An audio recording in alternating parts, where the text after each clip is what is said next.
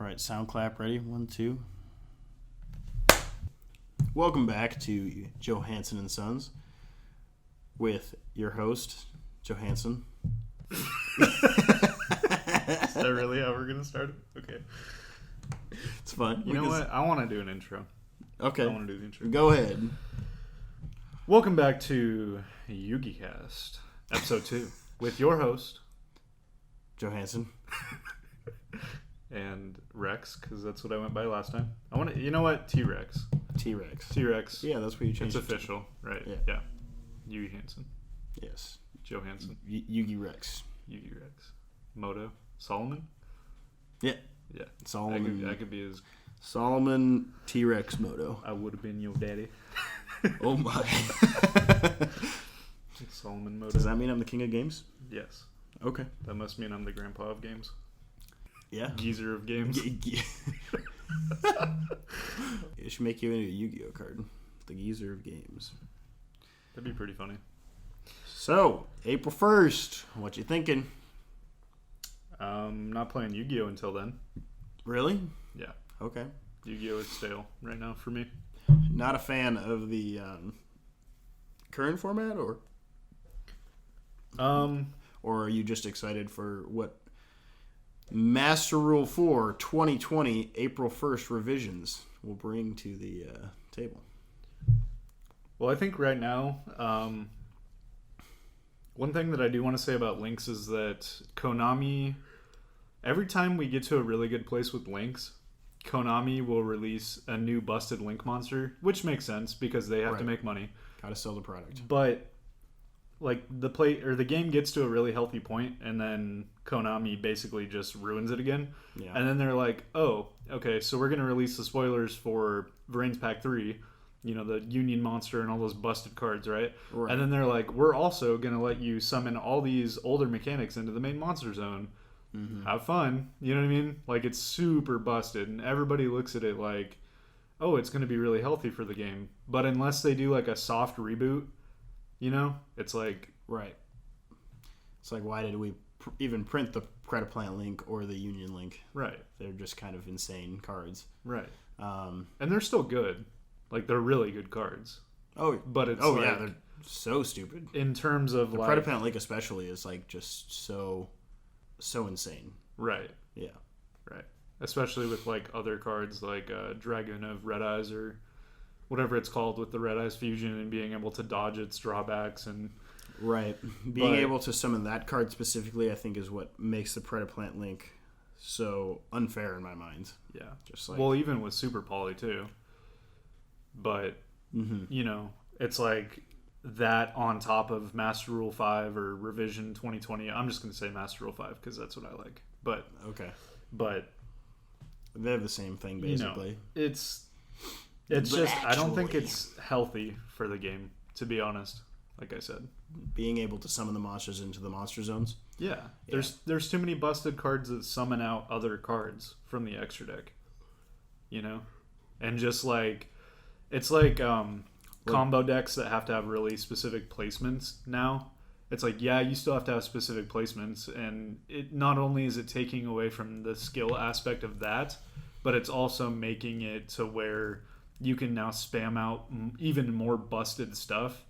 Right. You know? And something that I've been hearing too is like Nibiru gets better with the new Master Rule, but in actuality it's like now it just makes it easier to pump out a negate in a combo deck.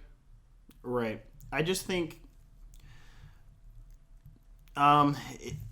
just as I'm looking at it right now, I think that if nothing changed, right, before April 1st, like nothing got hit on the ban list, whatever, like that would be absolutely absurd. I think there are some cards that need to be hit before the Master Rule revision so that the game can be fair. Now I'm not talking about cards like Junk Speeder or like that card's insane, don't get me wrong, but it's not bannable, at least not yet, I don't think. Sure. But a card like Azathoth, where you can turn off those cards like Nibiru, just by putting it in your main monster zone with 2 level 4s, I think that's a little bit absurd. Like, that Sure. card gets so much better when it doesn't have to sit in your extra monster zone. And cards like Instant Fusion become Just insane. the nut. Yeah. I don't think they need to ban Instant Fusion. I think it needs to go to 1 though.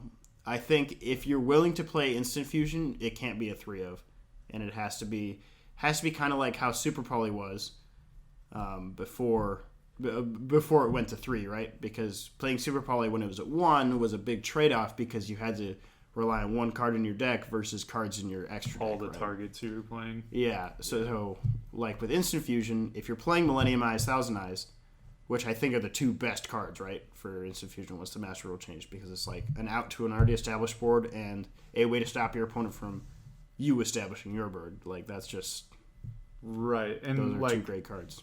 in combo decks, Instant Fusion is also just insane. Like making a free level 4, or you could even do something like Invoked Regen, where it's like a book. You know what I mean? I think Instant Fusion is definitely way too powerful now to be at 3 once April 1st comes around. Mm-hmm. But I do think that that's also a very fair trade-off. Just playing 1 Instant Fusion for all the extra deck targets. Oh, yeah. I think people would still play it even if it was at 1. I'm just saying Sure. that I think it being at 3 would be... Too much. Too much, Yeah. yeah. It would be too many games stolen by your opponent opening Instant Fusion. Right. And it's even more powerful in going second decks now. Yeah. Like, it's way more insane now. Yeah. You don't have to play the Link Rebo for the Thousand Eyes. Right. Yeah. Another thing about the Master Rule change is that when it does happen, I hope that we've gotten the new Nobleman card. Do you know what I'm talking about? No, I haven't heard of it. What does it do? It's an OCG exclusive right now. Oh, you're talking about Crossout Designator. Yeah. Okay. I think that is a really important card when things get crazy, especially with Nibiru. Like, that's the one thing I'm thinking of, like, because everyone's going to be playing Nibiru, and it's going to be so, like, when Azathoth's banned, right? If Sure. Azathoth gets banned, I think Nibiru would pick up a ton, because there isn't really a good out, at least I'm not thinking of one, To Azathoth? to Nibiru. Oh, to Nibiru. Yeah, I mean, I think that just Master Rule 5 in general, like, breeds a lot of creativity in a sense, because, like, we're thinking surface level from being, like, from playing Master Rule 4 for so long. We're thinking of outs that way. We're not really thinking of everything that's come before, and even card design that's followed Master Rule 4, because we have a lot of busted Fusion Synchros and Xyz that have come out after Master Rule 4 that were meant for Master Rule 4. Right. But we're not really thinking of them in a sense of the revision, Right. So Exactly. I think that there is... Like the Wind Witch engine Right. gets a lot better. Exactly. Things like that. So when Master Rule 5 comes out, I feel like there's going to be a lot of controversy on both ends, like with new players and returning players coming into the game. So returning players coming into the game, obviously they're going to be excited for the new Master Rule coming back, because they'll be able to play BA the way they used to. They'll be able to play... What are some other decks do you think that people are going to play, like, immediately when it comes out? I think BA is going to be one of the big ones, though. BA is going to see a lot of play just because it's a fan favorite deck, and exactly. it's meant to be played like that. I know that people have already been talking about dinosaurs. I don't know how much play it's going to see, but I do know that people have been talking about Dolka and Lagia. Being able to make... Yeah, okay, yeah, that makes sense. And they can make Trish really easy. Basically any deck that can spam stuff out. I know that even Mermail's been getting some hype, Yeah. So any of those older decks. I wonder how that's... I know we're talking about new players, but I wonder how that's going to actually impact how Konami is going to make future things, like future cards and sets and card design. Because now that brings back older decks, it's like, where does Konami... or how does Konami create new product based on bringing back older cards? Because they try to cycle stuff out so that they can sell new product, but now they just brought so much stuff back. You know what I mean? Right. It's going to take a big ban list. Right. And that soft reboot or a hard reboot, kind of like Duelist Alliance. or a red reboot. Ooh. Yeah. Or a green reboot, I don't know. Green reboot. Just get a whole archetype of reboots. Dude, what if they had a spell card version of reboot? Like, imagine just setting that going first and just, like, spell locking your opponent going. A Nat Beast That would not be on fair. legs. Yeah, exactly. But so with new players and basically keeping the game alive, do you feel like Master Rule 5 is going to do a good job of that? Or do you think that... Because obviously it's going to bring people back that played before. Right. But specifically with new players, how do you think that's going to impact them? I think the other side of the coin is the new players. I think Master Rule 5, Master Rule 4 revision, whatever. I think it definitely adds another layer to the game where you can no longer forget that Xyz and Synchros exist. Right. Especially Synchros, right? Because Sure. before now, Synchros, or before the rule change, Synchros are mainly cheated out of the extra deck. Right. Like who makes a Synchro Agripane other than yeah. Glow Bulb Synchros? Right. Like right now. Yeah. So people are going to have to relearn how to Synchro summon, have to relearn what are good tuners, what... Well, it doesn't help that we're getting Needle Fiber too at the same time. Right. I'm actually really happy that we're getting Needle Fiber finally. Yeah. Yeah. But back to the new players. Sorry, I got off track a little bit. It can be a gatekeep, all that knowledge, right? All the knowledge of what cards are good, what the meta is, what cards were good, right? Because now in order to learn a new game, you have to learn not only all the link decks, but all the Xyz and the Synchro decks as well, and Right. and the mechanics. And Yu-Gi-Oh! Is just becoming a very... Convoluted mess. Yes. Is what I would call it. Yeah. To teach to somebody, yes. Right. I can give specific experience on that because, like I mentioned last time, I started in Zodiac format. Mm-hmm. I had to learn all these new mechanics right before Links came out. Right. I had to learn all the decks. Okay. And then Links came out, and even though it didn't do it in the beginning, it basically made the game completely different. Okay, so now let's fast forward to where we're at now. Somebody who started then. I've learned all the link decks, all the, gimmicky decks that rely on links, whatever, the cards that cheat out Synchros and Xyz. And now we're going back to this other part of the game. Well, because I didn't play back then, maybe I'm not caught up on things like you would be. You know what I mean? Right. And even somebody like yourself, your whole life is not Yu-Gi-Oh! Even though you spend a lot of time on it. Mm-hmm. Somebody that knows way more than you is going to be in an advantageous position, especially in the market scene. People that know how to dominate the market with that. We're seeing things like Bahamut Shark and whatever, I tried to buy out Bahamut Shark. I don't want to admit this, I guess, but I bought one. When I saw the new Master Rule change, me and many other people initially just started thinking, what can we buy? Sure. And the first thing I thought of was Bahamut Shark. Right. And by the time I went to go buy it, it was already bought out. So right. I didn't end up buying any, but it was definitely one of the first ones I thought of. I was just like, wow, being able to summon two Xyz monsters at once. I'm like, yeah, definitely Bahamut Shark is the one. Right. And I didn't even know Junk Speeder existed, if I'm being honest with you. Oh, okay. The pin card. Yeah, literally, yeah. Yeah, and that's what we said too, is that, these cards that cheat out other cards like Bahamut Shark, just being able to summon them in main monster zones make them so much better. And if you see that card in Mermails, for example, it gets ridiculous. It does.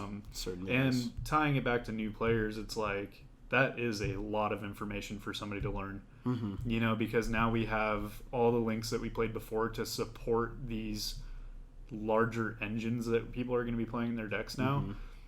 It's like with BEA, I'm not 100% sure how reliant they are with Cherubini, but Cherubini now more so helps them out than actually is necessary. You know what I mean? Yeah. And same thing with a ton of other decks. It's now that we don't have to be well, before I can make this, I have to open up a link zone or I have to do whatever with a link. It's It's just crazy. And like the game now is going to be so much more like fast paced than it was before. So how do you think that really like affects new players though? Like if you had just started playing today and you went and you picked up a structure deck from the store and went to a local tournament, let's just say the whole tournament is meta. I think approaching the situation as somebody who's new to the game, right? And I just bought a structure deck and somehow I ended up in my first tournament right after that. Whether it's with their friends who has been playing and wants someone to play with, or they just got the urge to get back into it, right? There's never a situation really, I don't think anyway, where someone just goes to the store, buys a structure deck, and then immediately thinks, I got to enter my first tournament. There's always some tabletop Yu-Gi-Oh! That happens before their first tournament, right? I mean, I've seen plenty of times where kids will show up to a card shop, play once, get bodied, and then never come back because their parents brought them, or they saw the show and they're like, oh, I want to go play Yu-Gi-Oh! And they bought a structure deck and they're like, oh, you guys have tournaments here? That's cool. You know? Fair enough. With kids, I think that it's a little bit different because I think they just want to get involved any way they can, right?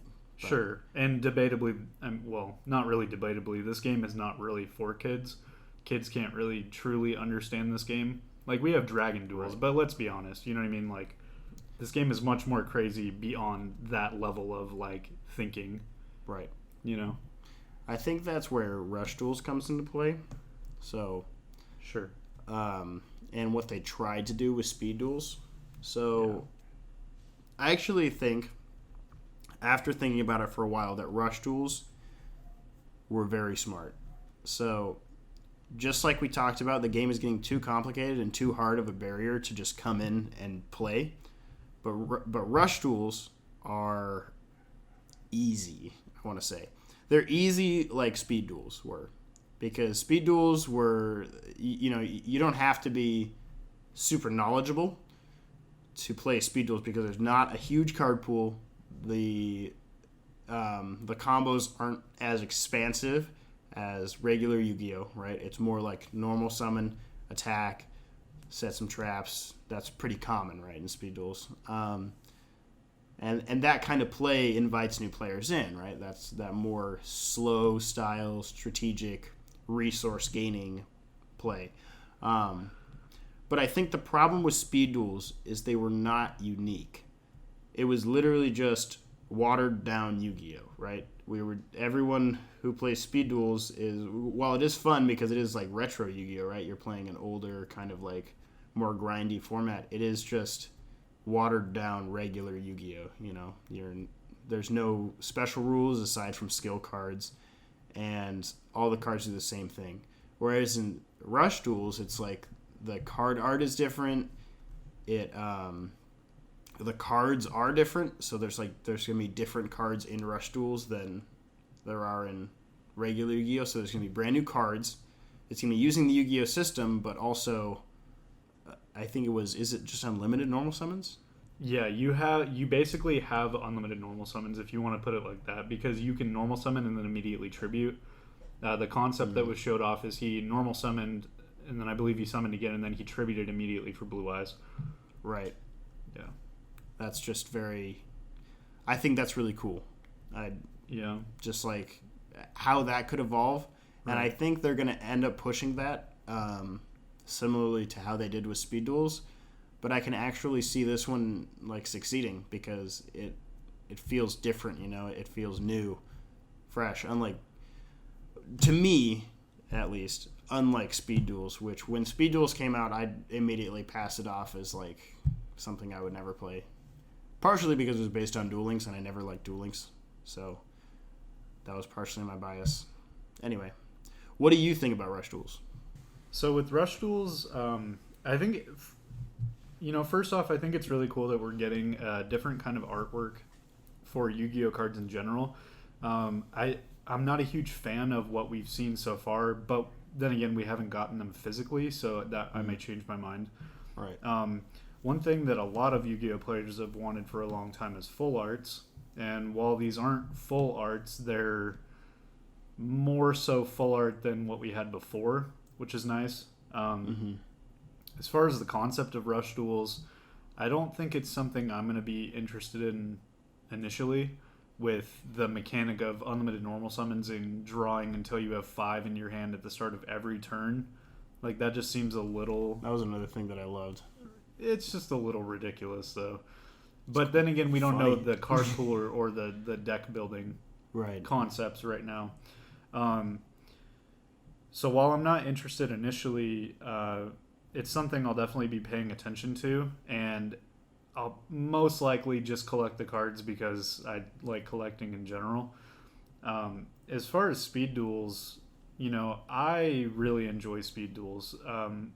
Unfortunately, it's been really hard around here to find a scene for speed duels. I know that one of our local shops just started doing them recently, but the place that we were playing before stopped doing them because of the player count that would show up. The last speed duel tournament that I went to was months ago, and the only people that showed up was me and another guy, and we played for 1 pack. You know what I mean? Like, was it an entry? No, that wasn't our entry pack. We played for 1 pack. And so it was like that shop has problems that we're not going to get into. But as far as speed dueling, it hasn't caught on as well as I think Konami wanted it to, because I think what it originally was is, okay, we have skill cards in real life, and what they wanted to do is bring the cash cow that is Duel Links with all the whales that play that game, and they wanted to bring those people into regular Yu-Gi-Oh! And I think that was their kind of like ploy to get people to come and play. And then a couple people, caught on to it, and people enjoyed the format. But the problem is that I don't think that, for one, they've released cards soon enough. Like, the amount of time in between new products is kind of ridiculous for an alternate format that they're trying to push. Right. And like you were saying, too, is that it's not, while it does have skill cards, and that's nice, it's not unique enough to bolster an alternate format for Yu-Gi-Oh! Just because of the way that Konami has handled things in the past. It's easier for games like Magic the Gathering and Pokemon and all that stuff that where they have set rotation. Right. But as far as Yu-Gi-Oh! Is concerned, it's like people have only ever really cared about advanced and a couple of older formats. People have been asking for alternate formats, but the alternate formats that people have been asking for, Konami doesn't really care about. You know what I mean? Like, we've asked for GOAT format, support for GOAT format. They would never. They won't. And in a video that Forfeit did with a Konami representative, they said that they'd rather leave it up to the fans because they don't want to muddy what people have created. And I think what he's talking about is like putting an official ruling on something like, oh, Exarion is legal even though it's not. You know what I mean? Right. Things like that. Something that I wish Konami would do better with for alternate formats such as GOAT is being more on top of reprints. I know that every once in a while, like in one of the structure decks a while back, they did like Magical Merchant. They've done Magician of Faith. Like, we get all these reprints, right?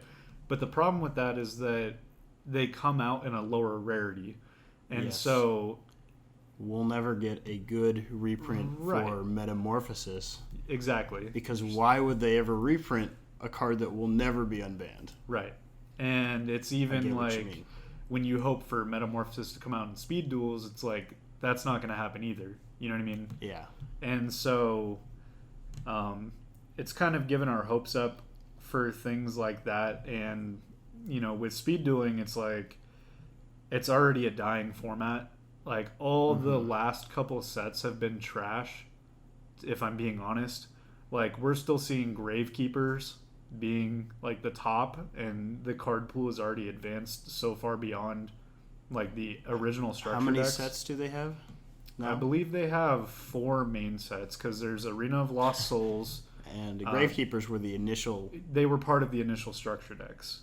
We have the Kaibo one, we have Scars of Battle, which is the Joey set, and then we have Trials of the Kingdom, which is the newest set. And it's funny because the cover card of the set is Magician of Chaos, or whatever that card's called. That's the ritual that doesn't have an effect. Mm-hmm.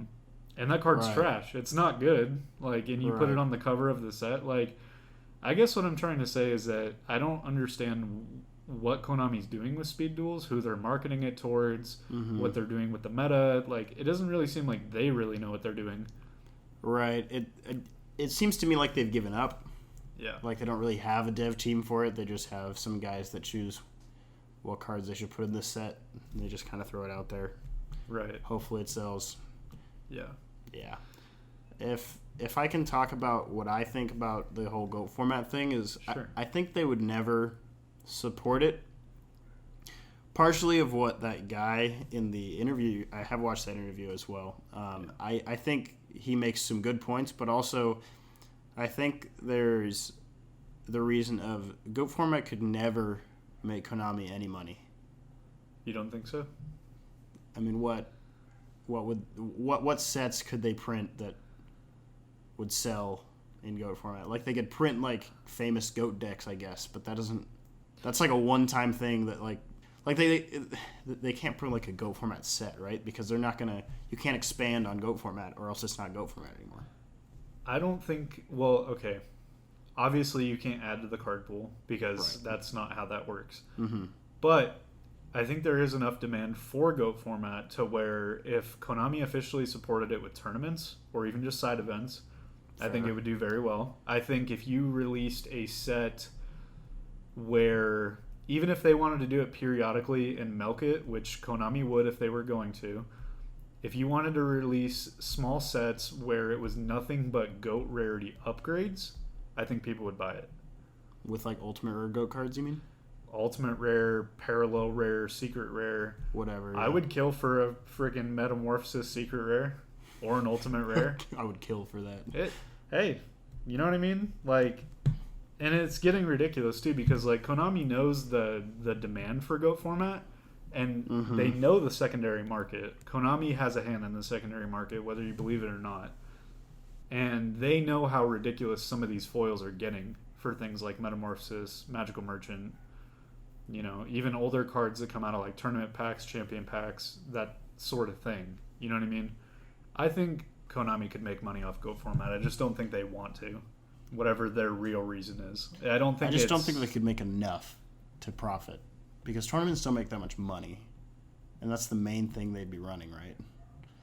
But And there's no tournaments get guarantee that people would show up. Well, tournaments get people to buy product though. Do they? Most people already Of course have their they GOAT do. deck, Of course they do. but it would just be reprints, right? It wouldn't be new cards, Right. which means that they may or may not be buying them, which is not a guaranteed market.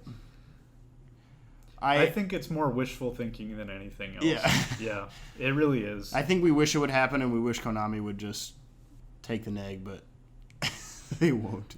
What? Okay. So let's put it this way then. Or if they give us like literally just a random reprint of some of the GOAT cards that don't have good reprints. And that's what I was going to say too, is like, what if we spin it this way where Konami still decides not to support it, but let's say they create a set just for foil GOAT rarity upgrades, like a Battle of Legends type set. Dual Devastator. Hey, why not, Buy your right? GOAT deck. You could easily market that to nostalgic fans and collectors. You probably I think they could. could do it. Yeah. Yeah. We both went to a regional recently, right, Tyler? T-Rex. Yes. Yeah. Johanson. Yeah. Sam. Johanson. Yeah, we both just Yeah. went to the Seattle regionals. Yeah. I played Striker, of course. Wow. I How know. innovative. Everyone is shocked that I would play Striker after playing it literally since Dark Saviors came out. Right. And that's something we talked about last time, too. How did it perform for you?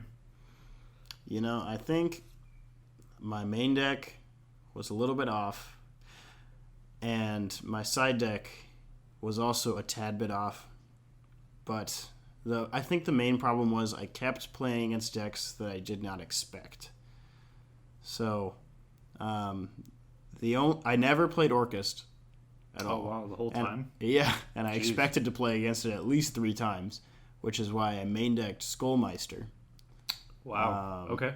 Yeah. Sure. And so that was really irritating because I was playing against a lot of stuff. And honestly, a lot of the times when I was playing against some stuff, the Skullmeisters actually came in clutch. But one of the rounds I played against Sub-Terror and drew the Skullmeister, and I was like, wow, this is great. Right, yeah. Yeah, it doesn't do anything. In that situation, sure. But when I played against Heroes, twice actually. Wow. Played against Heroes twice. And Skullmeister was just insane. Like, they activated Mally, and I was like, chain. Yeah. Yeah, right. So that was really good. And then when I played against Salamangreat, the 3 times I played against that, it was also very good. Now, my 2 losses were to Salamangreat. And one of them, I should have won that match, I think. And I know you'll hear this every single time from your friends. I should have won, whatever. But no, literally, I had game, and I didn't go for it, and I just choked. Basically, I had Super Poly, and I could have activated it to just kill him, but I instead attacked directly, didn't activate Super Poly because I didn't realize it, said main phase 2, and then realized directly afterwards if I had just activated Super Poly, summoned Violet Chimera, it was game. Right. So I was already in main phase 2. Yep. Can't go back to battle phase. Right. There's no second battle phase. This isn't YCS Denver. So fair enough. So I just set the Super Poly and was like, all right, go ahead. And then he top decked Desires, and just the rest was history. Yeah, I mean, he already had a pretty good setup, but then the Desires was like, it got him to, I can't even remember. Yeah. It was either, anyway. Story done. I choked, and I should have won, but I didn't. Right. Yeah. I actually have a very similar story. This is my first regionals that I ever went to, and it was a blast. Small clap. Golf clap, actually, yeah. Yeah. Great. I went with a couple of friends, and I went in with the mindset of, I'm just going to go play for fun. If I win, I win. That's what I'm here for as well. But right. if, I'm just going to do the best I can. I did so much better than I thought I was going to do. I know I didn't top, but for my first regionals, going 5-3 with muskets was something really impressive for me. Yeah. And going back to what I was saying as far as like on a similar note of choking, and I felt really bad because in my second round I played against Striker, right? Mm-hmm. And I beat him the first game, Utopia double, and then the second game he ended up drawing too many cards in his draw phase, and so he conceded, right? Because of that. Really? Yeah, right. That's funny. And why that's funny is because I believe in my 6th or 7th round, I was playing against Dinos, and I knew that I could win this. Same thing with what you were saying, like I should have won. But it was game 3, and I played Desires, and I drew too many cards off Desires because I was just getting so like hyped up and ahead of myself in my head. Wow. Because I was like, I'm one round away from topping, and this is my first regional. Like I was just full of like adrenaline, and I drew too many cards off Desires, and I had to scoop.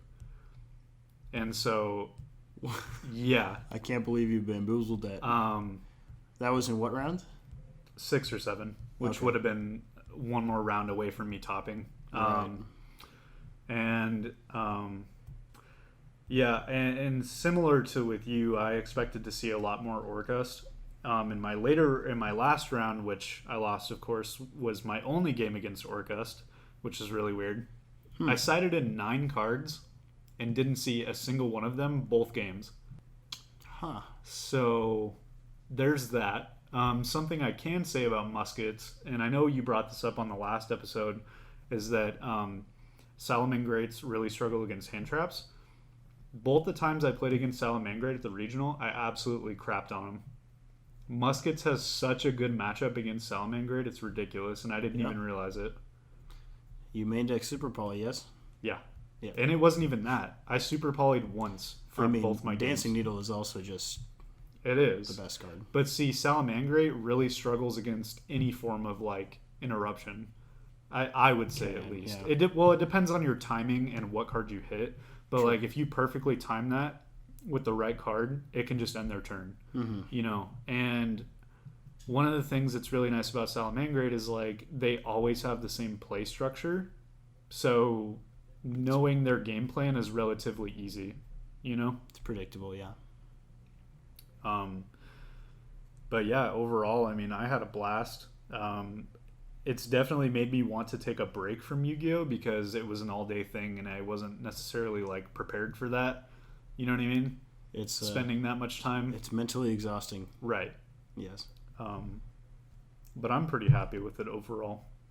The meta at this event, it was a few weeks ago, but it was basically the same as right now, with Sky Striker Orcus being the best deck going into the event. Everyone was kind of expecting that. What do you think about this new trend where everyone throws Sky Striker in every single deck just to make it more consistent and more powerful? I mean, it's a meme at this point, though, right? I mean, we've said it too. You engage for free draws, like draw bonus cards. You know what I mean? It is. Like, I think at this point, and I mean, I don't know about you because you've been playing Sky Striker for the longest time, but I would confidently say that most of the player base is tired of Striker. From what I've gathered, I feel like a lot of people just don't like Striker, like just at all. And a lot of people tend to blame that on pure Striker. And I don't understand that at this point. The deck is literally limping. Fair enough. Yeah, with all the hits. But I'm also saying that from a position of people constantly...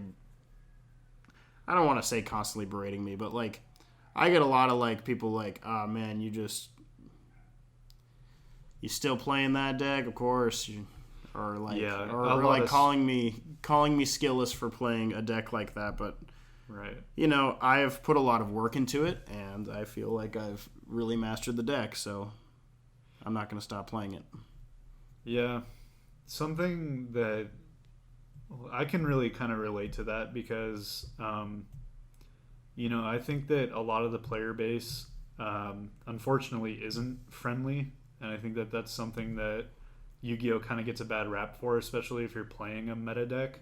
Mm-hmm. You get a lot of snarky remarks like, "Oh, of course, here we go again," and then they'll start like narrating your plays like, "Oh, he's going to activate engage, he's going to search, Widow Anchor." Yeah. Like, "Oh, look, Kagari, I back engage." Yeah, right. And see, it's like that kind of stuff is really uncalled for, even if you are tired of it, because you should have a level of showmanship and right, act in a good conduct, especially when you're at a tournament like that, because you're representing the game when you're playing it. You know what I mean? Like, that's a little different than playing at home where you can joke about it. With like your buddies. Right. But you're out in public where you're talking to a person you may or may not know. Right. And it's like, even in my round one at the regionals when I played against this guy that was playing MathMex, like, I completely obliterated him, right? Mm-hmm. But we had a really good time. I shook his hand, and I, like, good game, There's no reason to be salty. Like, I understand that if you're on the bubble and, like, you're going to top and, like, all these different things, right? Like, you can be upset, especially if you're really close. And you lose to Draco. Right. But it's like... It's okay. We don't have to give respect to... We don't have to give respect to Draco players. If you're a Draco player, you know why. But, yeah, it's stupid. So tying back into the meta decks, though, before the podcast, we were kind of talking about power creep and Konami's releases of new products. How do you feel about the meta decks being limited going forward, and what do you think Konami should do about the meta in general, at least until we get Master Rule 5? Right. I think that the meta right now is very weak. Most of the powerful quote-unquote decks that just are powerful because of Engage at the time being. And I think that their engines are good, like Striker Orcust and Draco Orcust and... Oh, sorry, Draco Striker. Right. You know what Draco I mean? Orcust. Draco Orcust. Yeah. Yes, that would be excellent synergy. But if you think about it on a level of what we've seen in the past with like firewall looping and all this stuff, like we had an entire year basically of FTK after FTK happened because of firewall, Konami banning multiple cards surrounding firewall, and firewall just continuing to be an FTK machine. Well, it's a Cyverse, I guess. No, just kidding. Yeah, I get it. But yeah, an FTK machine that literally just pumps out monsters. Like, that's all it did, right? And no matter how many cards they just hit around it, it just did the same thing. So comparing to that, format right now is very tame. It's Orchest is generally only ending on a field spell that gives them quick effects and a link to monster that allows them to link during your turn. That's the most interaction they have, right? Sometimes they'll draw like a Called by the Grave or have a crescendo set, but other than that, it's not the 5 negate formats that we've been used to for like the past 2 years. And I think the thing is right now, every deck right now is just super weak. We don't have a strongest deck, or we do have a strongest deck, but we don't have a strong deck that like just comes in. And the reason that these old decks continue to do well is because no new deck comes in to shake things up ever. Like, we get all these new archetypes, right? But they're all just mediocre. Yeah, that's a better word than what I was going to use. Yeah, I was just going to call them hot garbage. Hot garbage. But yeah, that's definitely true. I think that also has to do, the whole thing that you were saying with just putting out minimal cards and calling that a strong board. Mm-hmm. I think that also has to do with how much removal we have now. I think in the last year or two, we've gotten a lot of really strong removal cards. We've seen Evenly Matched, Nibiru. Go second cards, yeah. Right. Super Poly being Super back. Poly come back. Mind Control. Instant Fusion. Even things like Dark Ruler No More, even though it's not seeing as much play. Right now, it's certainly a threat. Right. Yeah. And they're all good cards. Mm-hmm. And I think I was having this conversation with a buddy of mine. How much do cards like Nibiru really influence card design going forward? Like, it's not something like Phantasme where you get out of the Link era and then it slowly becomes power crept. Mm-hmm. Like, Phantasme is always going to be a good card, right? Yeah, but it just won't it won't be as relevant. Right, as it is now. Mm-hmm. But with things like Nibiru, Dark Ruler No More, Evenly Matched, how much does that influence card design going forward? Even more removal, you know what I mean? Mm-hmm. And so that tied with new products and just these unbreakable boards, it's like, how do we effectively limit the current meta and create new product to cycle it out without making the game ridiculous? I think the answer to cards like Nibiru and Dark Ruler No More, Sphere Mode, all those kind of like just out your board with one card kind of thing, evenly matched as well, is just making more extenders, right? Because if we're talking about making combo decks continue comboing, right, there needs to be a consistent way to put up a negate before your 5th summon, right? And then also a way to continue, or I guess it would be, or a way to continue if you get Nibiru'd. Right. So. Well, that's really the breaking point for a lot of decks is like, there's very few decks that can put out a negate before their 5th summon and continue to make a crazy board. Right. Do you think that is going to breed more invulnerability of cards going into the future?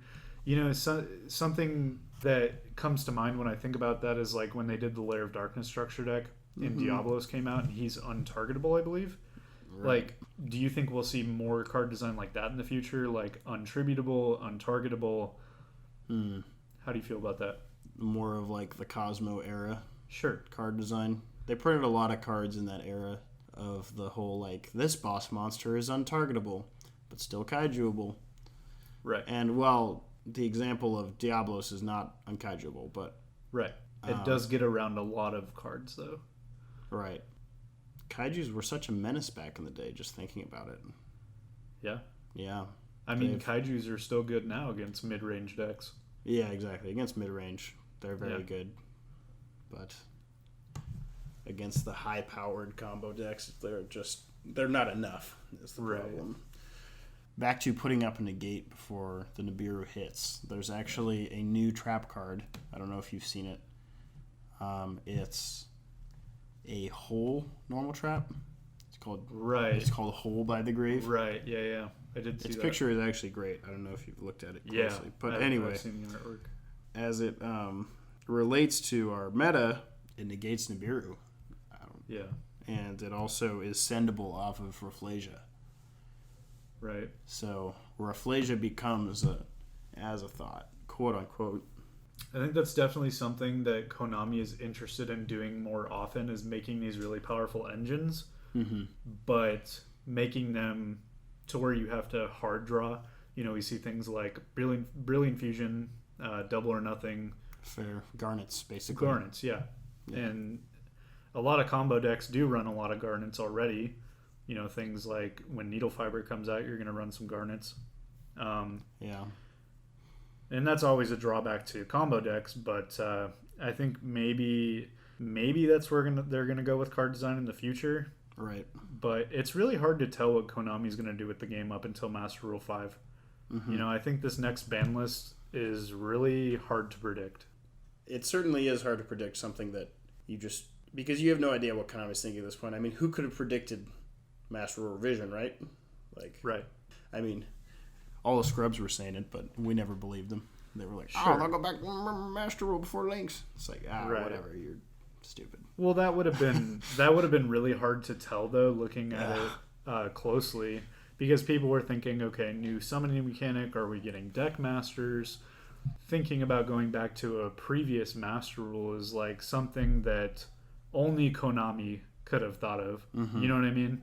Right. Like that's very it's crazy, really. It really is. It's literally saying I'm sorry, or like we messed up, or something along those lines. And you honestly never thought Konami would do that, Right? because Konami is Konami, and you just don't feel like they're that kind of person or that kind of company.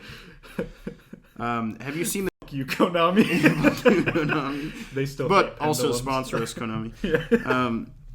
Have you seen the new cards that came out yesterday? By the way. I did see the new Orcus card. But did you see the other ones? No. What else came out? Some crazy stuff. So, Oh boy, here we go. I think the craziest is there's a new quote-unquote glow bulb. Okay. It's not a plant. It's a machine, and it is machine dupable. Oh. It's a level 1 tuner, Earth. Okay. And it can summon itself back from the graveyard once per duel. So okay, like glow bulb. Right. Okay. By returning a face-up spell or trap your opponent controls to the hand.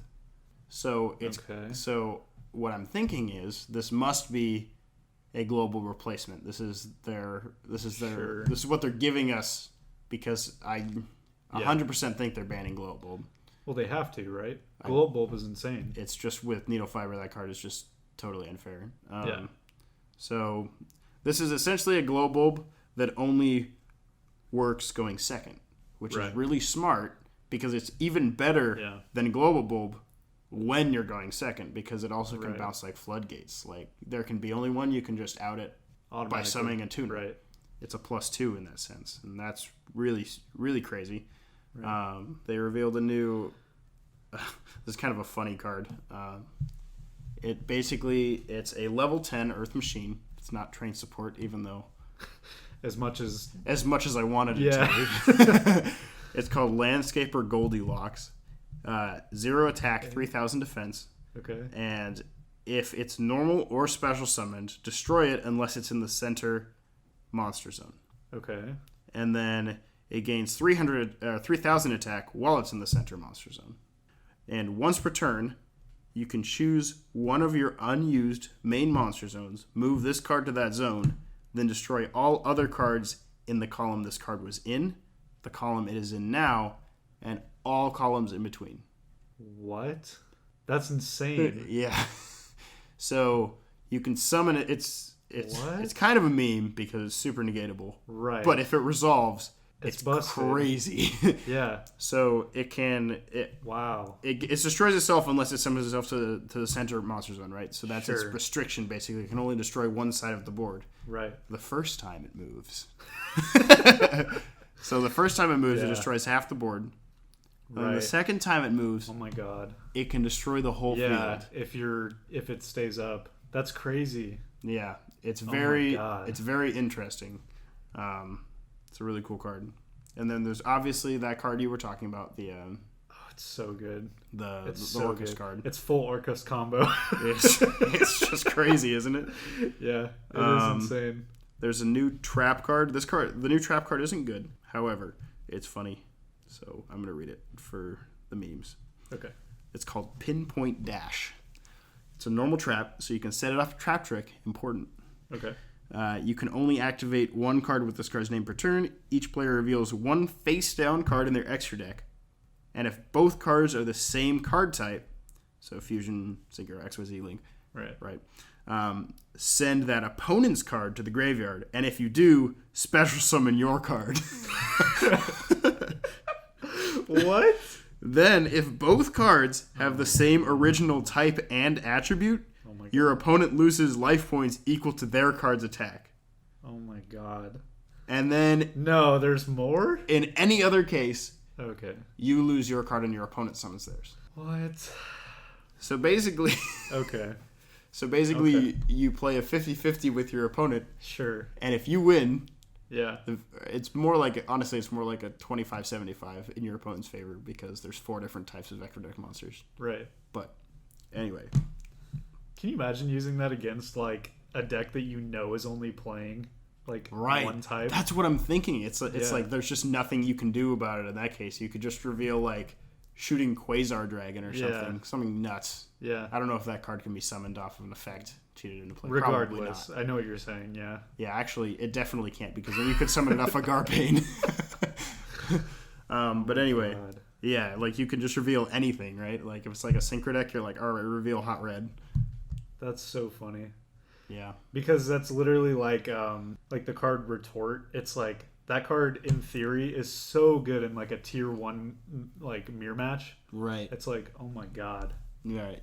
But just going first is already Right. good in a tier 1 mirror match, so Right. you don't really need more cards for going first, do you? No, not really. I mean, especially now that like Crossout Designator is coming out. It's like that's True. like the ultimate Facts. like mirror match tier 1 BS. You know what I mean? They also made a new Link for Marine Cess, if you'd like to hear about that. I've heard about it. It's trash. It's so good. No, not really. Really? I actually It's think not any better it's viable. than it's not any better than ending on the Marbled Rock. Marbled Rock. Yeah, you're right. It's like not significantly better, but Yeah. drawing cards is nice. It is big. Yeah. Like 26 plus 600 is bigger. I mean, not that you ever had a problem with. It would Getting become big. 46 after everything's said and done if you equipped. Right. Yeah. If it's a 26 monster, it'd be 46. I believe. But yeah, it's okay. I think it's definitely a one of. People are talking about the combo of it going off with the other level 4 that just came out for the main deck. The one that searches a trap, but you have to banish a trap from your graveyard, which is really bad because the only trap that Marine Cess traditionally plays is the wave. the wave. Yeah. And so, but there's no way to search that, you know? Outside of banishing the other one. Yeah. I mean, I guess technically Foolish Burial Good searches it because you can grab it off of Marbled Rock or an enemy. Right. Anemone? Yeah, whatever. Nemo moment, if you've seen Nemo. Anemone. Yeah. Literally. But yeah, Marine Cess is just kind of a dead archetype, let's be honest. I mean, yeah. Unfortunately. Well, it was so continuing with expensive. good new cards, Yeah, go ahead. there's a card called Noctovision Dragon. It's a Okay. level 7 dragon type monster, dark dragon monster. So already that's So the best typing 3 and good attribute. things. Yeah. And level 7 ain't bad either. Right. 0 attack, 28 defense. The one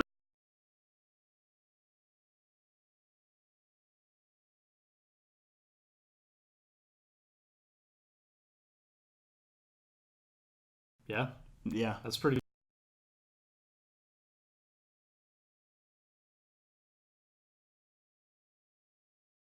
Quick effect. You can banish this card from your graveyard, negate the effect. Also, your opponent can.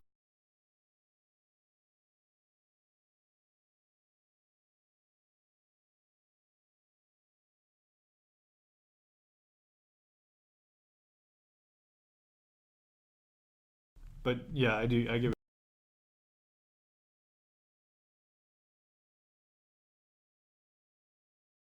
All right, subscribe.